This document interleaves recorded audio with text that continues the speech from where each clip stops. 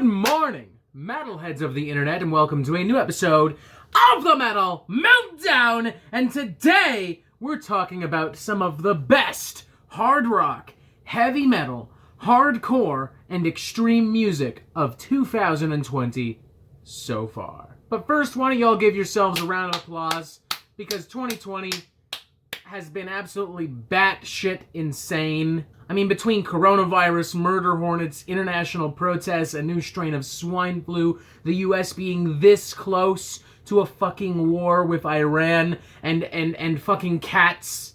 Fucking cats. It has been a trying year, but you're here, you made it, I'm proud of you, give yourself a round of applause.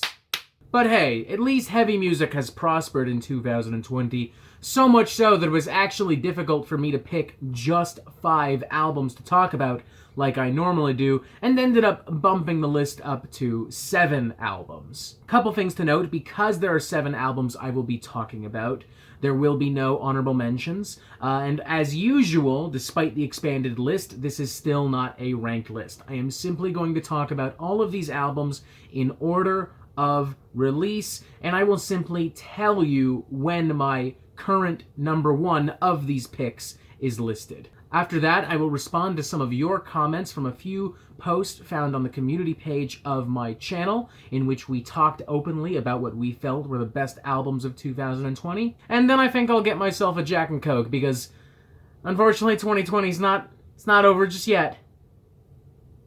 Nope. First up, Split by Cavalier Tech, released February 14th via Rise Records. I love this little thing. I've always enjoyed Cavalier Tech's weird fusion brand of hard rock, punk, and black metal, but this is easily the band at their most raucous, their most violent, their most intelligent, their most energetic. I feel as if they have refined and expanded upon nearly every single pre-existing element of their sound, and have crafted some of the most multifaceted and entertaining music of 2020, not just within rock and metal, but arguably of the year altogether. It's got hooks so big that Bon Jovi is jealous. It's got riffs so sharp it could cut through diamond. It's got the same Cavalier Tech spices we know along, coupled with new spices from thrash metal, progressive metal, pure old school garage, and punk rock, plus some fantastic guest spots from Troy Sanders of Mastodon and Nate Newton of Converge and Old Man Gloom. What more do y'all want me to say? Honestly, it's just so much fun. I put this album on a bad day, and instantly everything that made me feel like shit just fades away, as if it never happened, as if it didn't exist. This thing just does a fantastic job of tapping into pure, unadulterated rock and roll spirit, rage, and fire. And while it may not be the best of all of these albums that I'm about to talk about, or even the most ambitious conceptually, aesthetically, it is perhaps the most fun. And at the end of the day, isn't that what really matters? Fun?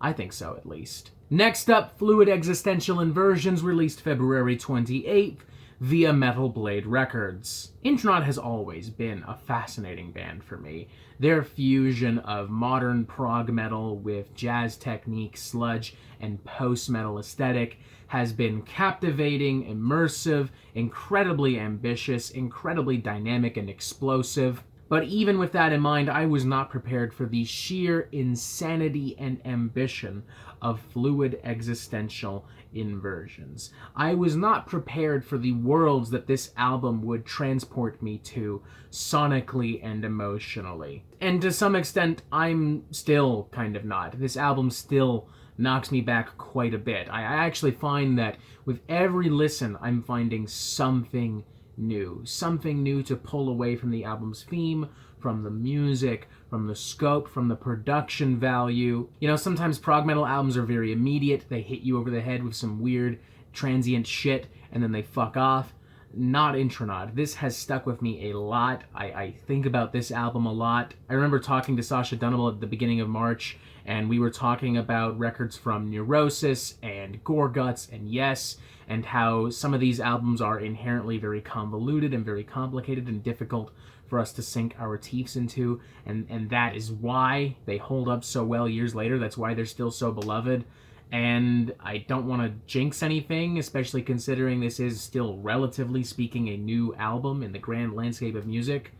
But I do feel that with time, this album could occupy a very similar space. The musicianship is incredible across the board, from Joe Lester's bass playing to the incredible guitar trade-offs between Dave and Sasha, to Alex Runninger's incredible performance, bringing jazz technique, bringing some very wild percussion in. I love, too, that this is a progressive album with an underlying theme and concept of progression, arguing subtly that humanity must evolve, humanity must progress in order to stay alive. Themes that I think are somewhat poignant right now, considering the state of the world. Honestly, the last time I was this invested and immersed within a prog metal album was Magma from Gojira. And I think that just based on all that, for me, this is going to be a timeless record. This is going to be a record I can keep coming back to. I can keep finding weird, crazy new things embedded in it, and I can always take something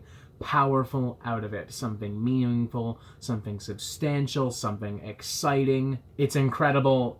Fluid Existential Inversions is a prog metal album that challenges how progressive we really are as a society, and I love the shit out of this, man. Next up, Underneath from Code Orange, released March 13th via Roadrunner Records, and if we're being honest, this might be the number one so far. For some of you, this might not be a huge shocker. I'm a huge fan of Code Orange. I've been a big fan of them since I Am King, and their album Forever was my favorite album of 2017. But I'm not simply lavishing praise over this record because I am, by my own admission, a Code Orange fanboy.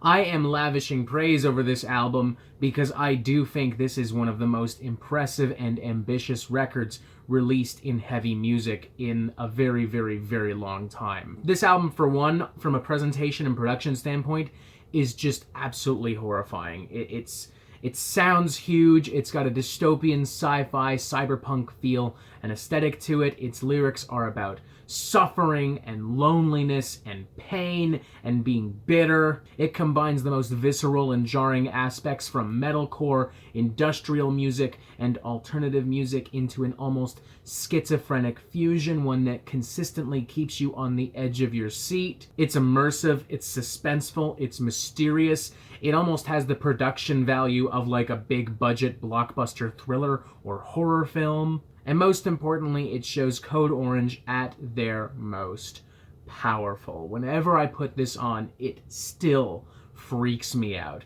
It still got me banging my fucking head. It still got me jumping up and down like some fucking 12-year-old that just discovered hardcore music. Admittedly, my exact love for this album has fluctuated a little bit, has flip-flopped a little bit. At one point in April, I even said that I maybe don't consider this as an Album of the Year contender anymore. But screw that. I'm telling you, at this moment, right now, this is my number one Album of the Year. It's the album I've played the most. It's the album I'm the most impressed by consistently, listen after listen. And I would argue as well, considering the timing of its release, considering how poignant it has become in a post-COVID-19, in a post-Black Lives Matter world, it could also go down as one of the most important albums released in this time. Call me a fanboy if that makes you feel better. I don't fucking care. I love this album. You can spin it however you want. I still love it. Next up is Come Forth to Me from Mercurion, released April 10th via Redefining Darkness. This is the debut album from a tech death, avant-garde death metal supergroup featuring members of Crypt Topsy, Cattle Decapitation, Neuraxis, that has been long in the making. I mean, they were releasing music as far back as 2015, but in my personal interview with lead singer Mike DeSalvo, he very much made it clear that a lot of the material was written even before that specific moment. Unfortunately, tragedy struck the band when Mike DeSalvo lost his wife, Genevieve, in 2017, at which point it was decided that perhaps it was best to shelve the album temporarily until everyone was feeling better, until everyone was ready to reapproach this. What we have is the result of intensive love, labor, trial, and tribulation. One of the most emotionally effective and cathartic death metal albums I have heard in a long time, with incredible musicianship, incredible production value, and incredible dedication, passion, and patience from everyone who worked on this album, from the band members themselves to guest contributors like Lord Worm and Luke LeMay to the people who worked behind the scenes. This is truly the definition of a passion project. If you are not immediately hearing the passion bleed out of the music when you press play, frankly, you're not paying attention. I mean, I got no problem telling you right now, I was genuinely moved by this album, particularly the number Bed Sore to the Bone, a track which details the horrifying experience of watching somebody you love die in a hospital bed. And while it wasn't written with Mike's wife Genevieve in mind, I do think it has become all the more potent and all the more impactful because of it. And I would say the same for a few tracks that actually have Genevieve's vocals on them, namely Petals from a Rose, Eventually Wither to Black. There's something genuinely, dare I say, romantic about the vocal contrast between Mike and Genevieve here.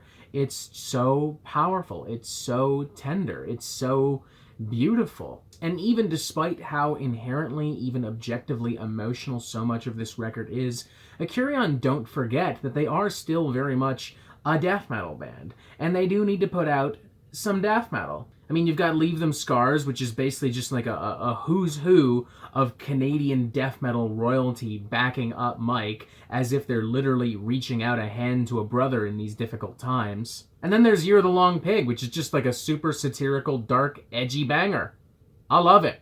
I can't wait to mosh to that thing live. Underneath is still number 1, but Come Forth to Me is probably number 2 out of all the records on this list. Not that we're ranking them, we're still not really, but if we were, this would be number 2. Next up, Miss Taryn Kinsey from RNC Pazuzu, released April 17th via Nuclear Blast. Some of you may be shocked to see this here, considering I initially gave this album a 3.5 out of 5 and criticized it, in my opinion, fairly, but nonetheless, for its somewhat shrieky, irritating vocals and for some lethargic sections here and there weighing everything down. But it's here nonetheless because god damn has it grown on me in the last 2 months. What I thoroughly liked before, I now thoroughly love. And the things I didn't like, I'm much more warm and tender to. This album is a carnivorous, psychedelic, black metal maelstrom, combining the weirdest aspects of Mastodon,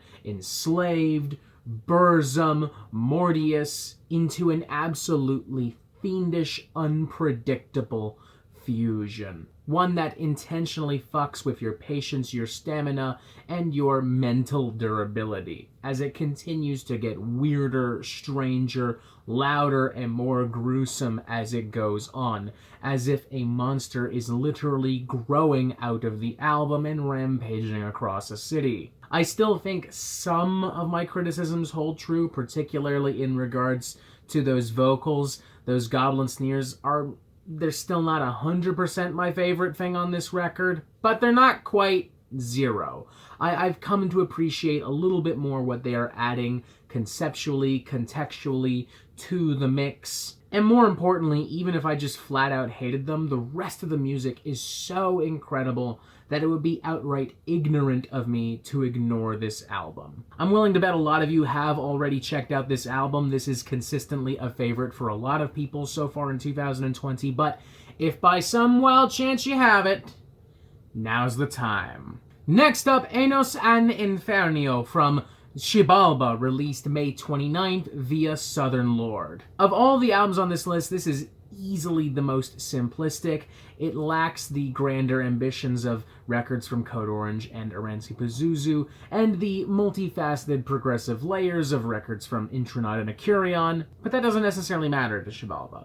What matters to Xibalba is being angry, and translating that anger into sonic form, into an absolutely ghastly, meaty, abrasive, bloodthirsty death metal banger, complete with horrifying, sprawling sections, brutal lyrics based on real-life injustices and genocide, and pure hardcore attitude, giving this a little bit of an extra visceral edge, making it feel all the more gritty, a little bit more down to earth. This is probably one of the most brutal things I have heard this year.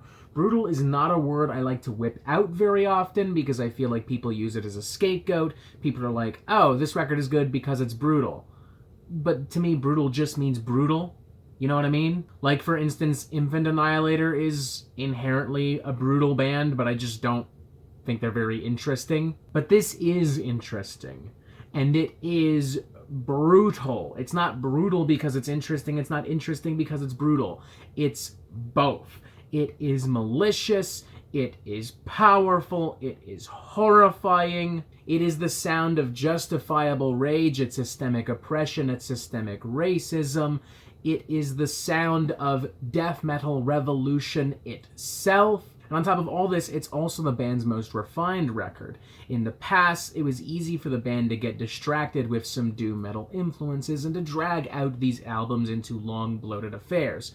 Not this album. Not Anno San Infernio. In fact, it ends pretty sharp at 35 minutes. So what are you waiting for, folks? Get your face masks, light a fucking car on fire, and jam the shit out of this album. And finally, let's talk again briefly about Palimpsest from Protest the Hero, released June 19th independently. This is the most recent of all the albums we've talked about, so I'm going to keep it a little bit shorter here.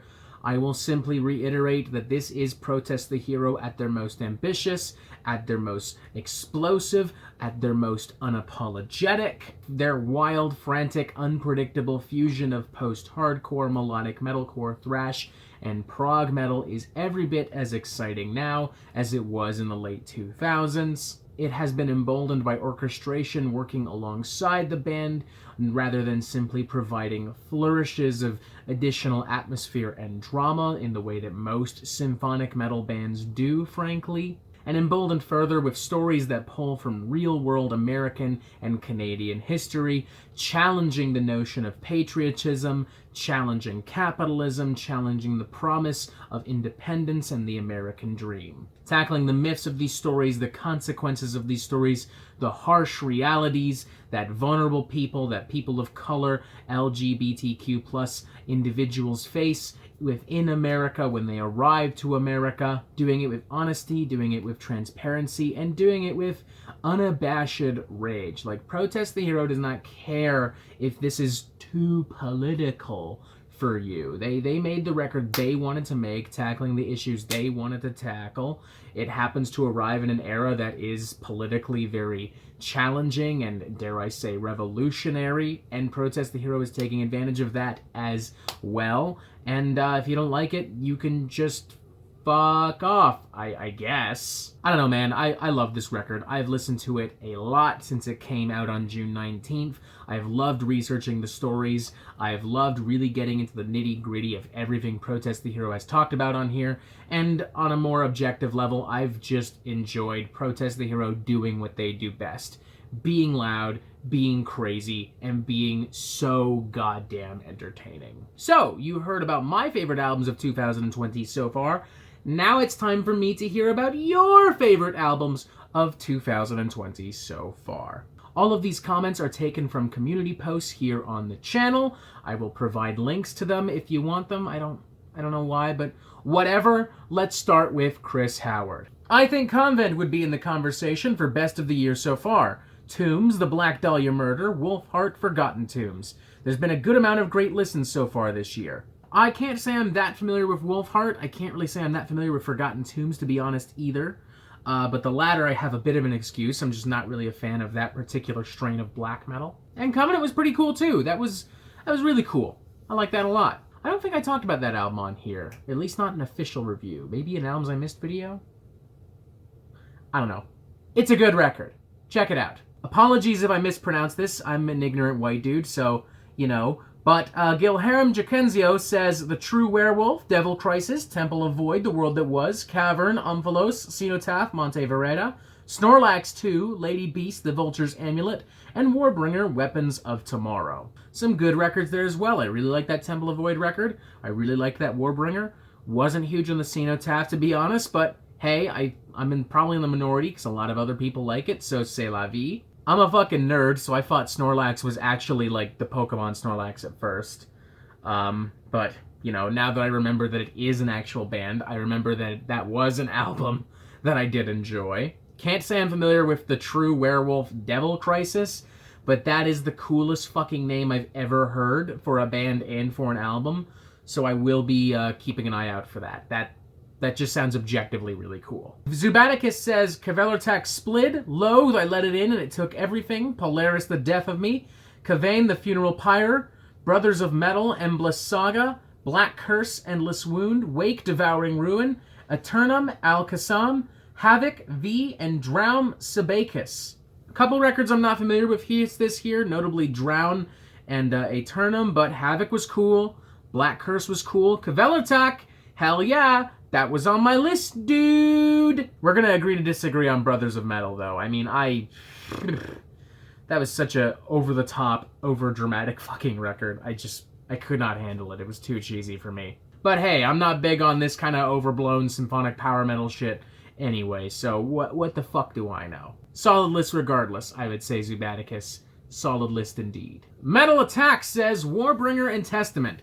Havoc is the runner-up, and Vader was sick. Second time so far we've seen Warbringer and Havoc. I'm gonna guess that they're gonna show up a couple more times as well. Just a guess. Testament was cool too. I can't say I liked it as much as their last album, Brotherhood of the Snake, but it was a fun slice of modern Teutonic thrash. As for the Vader record, that thing was a little too meat and potatoes for my personal liking, but hey, to each their own. There's certainly way worse fucking death metal you can sink your teeth into, so enjoy, man. Good on you. Quest for Metal says Wanderers, Astrology of the Nine, Spectral Lore, Mare Cognitum, Visitations from Enceladus, Cryptic Shift, and Sabacus from Drown, saying as well they all seem to have a theme of being hard to pronounce. I mean, I was probably going to mispronounce them anyway because I'm a fucking idiot, but thanks for patronizing me, making me feel a little better about myself. I can't really say I'm familiar with these records, actually. I've heard a lot about that Cryptic Shift record, but I can't really remember if I've actively listened to it. I don't know. You've provided me with some new listens, Quest for Metal. Thank you very much. Adnarum00 says, Dark Forest, Oak, Ash, and Thorn, King Mountain, Beleaguered, Sky Forest, A New Dawn, Temple of Void, The World That Was, The Birthday Massacre, Diamonds. I realize one or two of those won't be considered metal by everyone, but they kick ass nonetheless. I'm assuming one of these bands in question would be Birthday Massacre. I'm not really sure who the other one would be. To be honest, the only other name I recognized here is Temple of Void. But, you know, Birthday Massacre, let's start with that. Why not? I can't really say that they're my cup of tea, and I can't really say I'm familiar with this particular record, but, you know, they're a respectable, modern kind of pop rock, goth rock, alt rock band. They've got great work ethic, they're honest, they're transparent, and Ash Costello is a great human being.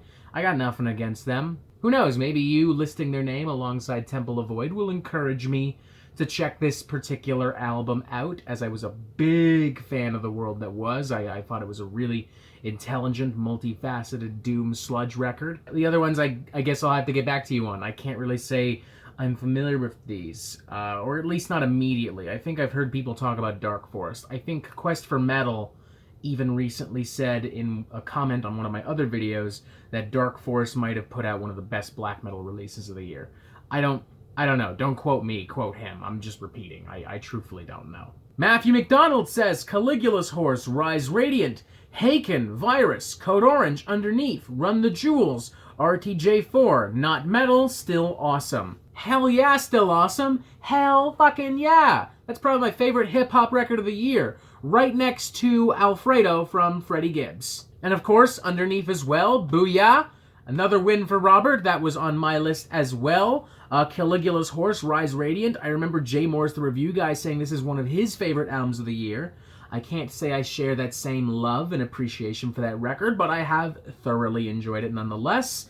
And I guess the only curveball here is Haken Virus, because as far as I'm aware of, this album isn't even out yet. Like, it was supposed to come out in May, and then it got pushed back to June, and I was told it got pushed back to July 3rd, but I'm recording this on July 3rd, and it's not on Spotify, so either you got a promo copy or your vinyl copy super fucking early, or you can see into the future. I'd love it if it was the latter. Please tell me it's the latter, and then please tell me if 2020 ends on a good note. Fucking please, dude. Speak of the devil, it's Jay Morse the Review Guy saying, for me, some of my favorites have been Drowned by Zubatticus, Love, I Let It In and It Took Everything, Quadra by Sepultura, Obsidian by Viscera, Colony Collapse, Worm, Endless Detainment, Serpent Column, Mesterin Kinsey, RNC Pazuzu, Fetch the Bolt Cutters, Fiona Apple, How I'm Feeling, Charlie XCX, Stare Into Death and Be Still, Ulcerate, The Last Eidolon, Old Tower, and the aforementioned Rise Radiant, Caligula's Horse. I believe that makes this the second time we've seen Love as well. A lot of people loving that Love record. We've got a couple albums in common once again. RNC Pazuzu, Booyah. Love that Fiona Apple record as well. That's probably one of my favorite non-metal records of the year. Can't say I'm familiar with Charlie XCX, but I know my good friend Moose from Moving Mouths is a good fan of that record, so I guess I'll have to check that out. Sepultura and Worm as well. That's fucking rad. Those were great records. Ulcerate was not my cup of tea. I don't know, it just really didn't do anything for me, but this seems to be another one of those albums that everyone else loves, so I must be in the minority, so be it. I don't know. A very big and very diverse list indeed. Thank you, Jay. Hope you're doing okay. Icaro Borges says, Testament, Sepultura, Warbringer, Trivium, Hazard, Raider. I'm guessing you like thrash. I'm going to take a wild guess and say that you love yourself some thrash. TheOrzeu says, Spectral Lore and Mare Cognitum, Wanderers, Astrology of the Nine, Blaze of Perdition, The Harrowing of Hearts, and Winterfileth, The Reckoning Dawn. Blaze of Perdition I thought was alright, but I did really like Winterfileth. I was actually impressed by how much I liked that album. I did not expect that at all. Very lush, very well produced. Another shout out to Spectral Lore and Mare Cognitum as well, huh? Maybe I'll have to bump that up the playlist. We'll see. Thank you very much, good sir. Gabe says, haven't listened to much this year, but I really like the new Catatonia album, and I'm hyped as fuck for Stygian Bow's debut. Stygian Bow was neat. I definitely am not feeling the hype as much as some people are, but, you know, it's definitely something new for Bell Witch, something new for Aerial Ruin, and I'm curious to see where they expand upon that concept in the future. And Catatonia was really great as well. A little uneven, but when that album was hitting, it was hitting hard. Really fucking hard. Bud MetalRocker says, Titans of Creation by Testament and What the Dead Men Say by Trivium. Not only are we seeing Testament again, we're seeing Trivium again in the comments today. Which means I guess this isn't the greatest time to remind y'all that I was not a big fan of What the Dead Men Say. I didn't hate it.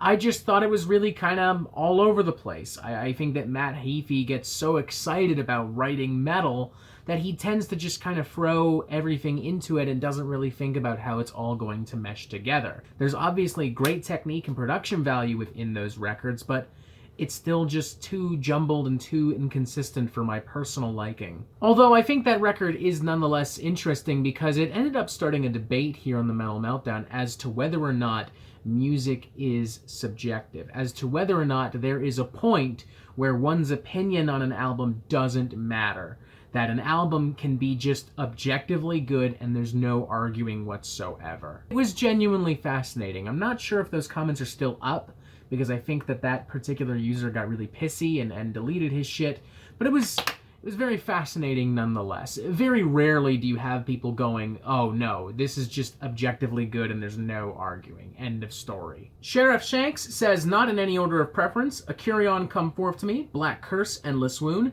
Afterbirth, Four-Dimensional Flesh, Intronaut, Fluid Existential Inversions, Sababa, Anus and Infernio, Beast of Revelation, Ancient Ritual of Death, Graceless, Where Vultures Know Your Name, Plague, Portraits of Mind, Testament, Titans of Creation, Beneath the Massacre, Fearmonger, and Ulthar creeping onto this list for sure.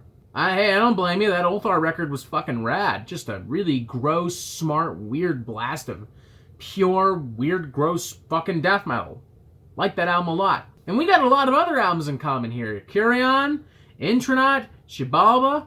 Hell yeah, dude. I'm actually shocked that you're the first person to mention Plague as well, because I remember when this album came out, and I got constant requests to review this album. People were acting as if it had already won Best Album of the Year. And now no one talks about it. It's been, like, fucking forgotten. Like, what happened, guys? I'd say you've got my favorite list so far, Sharath Shanks. Not that we're playing favorites here, but, you know, I pretty much like every single album on this list, so, yeah. And finally, Shota, whose last name I'm not even going to attempt to pronounce. They say Sojourner, Premonitions, Paradise Lost, Obsidian, Wolfheart, Wolves of Karelia, Clouds, Derare, Rod, The Rock of the Clyde. I'm not familiar with some of these records. I've heard of Sojourner, but I haven't listened to it. Not familiar at all with Clouds and Rod, if I don't think I'm even pronouncing that correctly. Paradise Lost I recognize, though, and I like that album a lot. I don't know if I'd call it one of my favorite albums of the year. Frankly, I haven't really listened to it much since it was released, but it is a well-made record, and I did thoroughly enjoy it. I am shocked that we didn't see My Dying Bride pop up in here as well. I'm really shocked, because I would say of those two records from these death, doom, goth metal titans, I did prefer that My Dying Bride record. But hey, whatever, it's your list. It's not mine. It's yours. Not mine, it's yours. It's yours, not mine. So it's all good. And I guess that's it, I think. Thank you for joining us. Continue to let me know what your favorite albums were of 2020 so far. They don't have to be metal. They don't have to be. Some of y'all mentioned some non-metal records that were pretty cool, so feel free to share some of those as well. Thank you for watching. Make sure you press subscribe so you get updates on the Metal Meltdown fucking immediately, and you have yourself a fantastic fucking day.